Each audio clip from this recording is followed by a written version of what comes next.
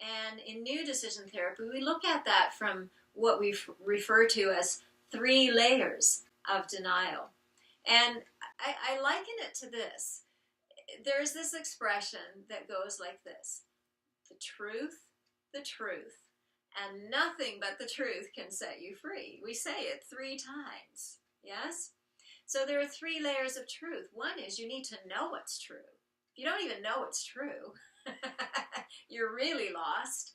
And tragically enough, someone who has gone has struggled with severe mental disorder may actually even be disconnected on that level.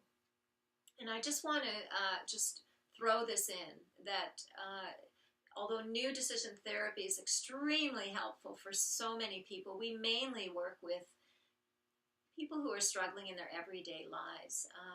We do not work with people who are under a severe mental disorder or psychosis that is being treated by a psychiatrist or is within a mental institution.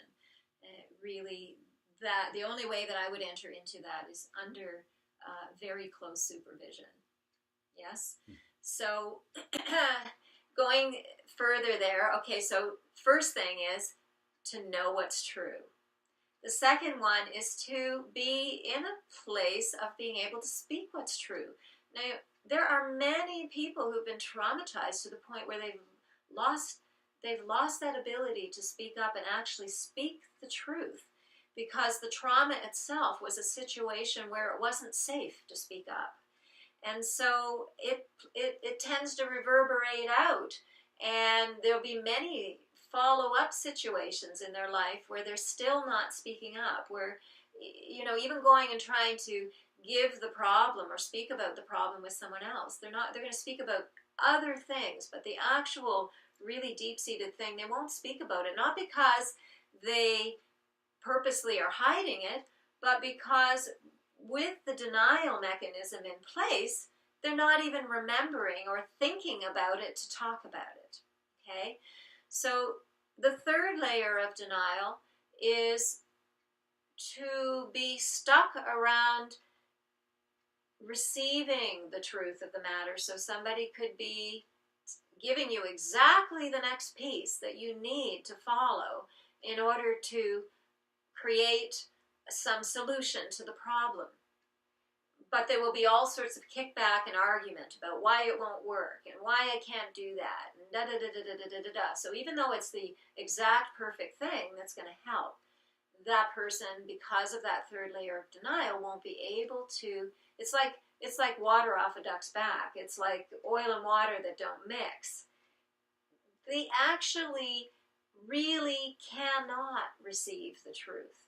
So denial from a new decision therapy standpoint means that that person is stuck on 1, 2, or all 3 layers of denial. And we actually have an assessment procedure that helps to identify whether a person is stuck on 1, 2, or all 3 of those layers. Okay? So generally speaking, we would be working with people who are stuck on the second and the third layer, but probably not people who are also stuck on the first layer, who don't even have any concept of basic truth. You know, and that's talking, you know, the truth of the matter. Like a lot of times people can be stuck, they know it's true, but there's such a fear in the system that they can't speak up, or they can't respond to the truth. Some people who can speak up, they can speak up ad nauseum and give lots of other people great advice, but they ain't following it in their own life at all, right? And then it's really difficult for the other person to even receive what they're being told by this person, even though it's really good advice, because they look at the person as an example and go, well, clearly it doesn't work, so why would I follow it?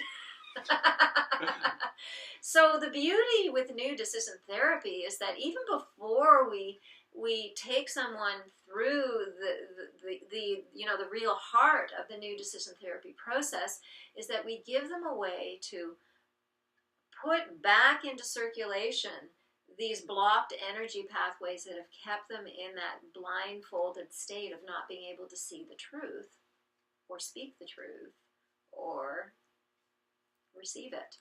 And this is one of the reasons why new decision therapy works so well, because they're going through the process with their eyes open.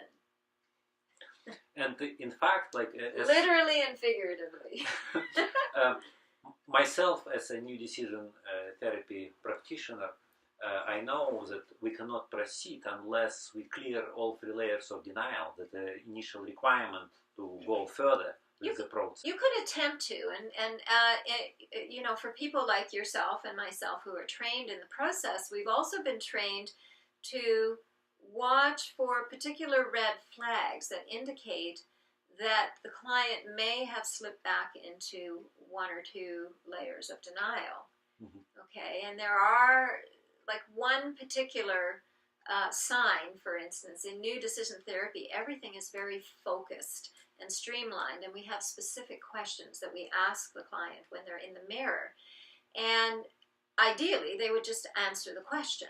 And when they're out of denial, that is what happens. They just answer the question. But when denial comes into play again, they'll start to skirt all around and try to give this detail and that detail and that context and this context, and never arriving at the answer. And so that's a sign that you need to take the person out of the mirror, help them open up those energy pathways again so that they're then realigned to know truth, speak truth, and receive truth. So sometimes that can happen during a new decision therapy session, that they slip back into denial, and there are ways of recognizing that. And so again, all of that particular piece, I call it the gold nugget of new decision therapy, because it allows for everything else that unfolds after it to unfold as quickly as it does.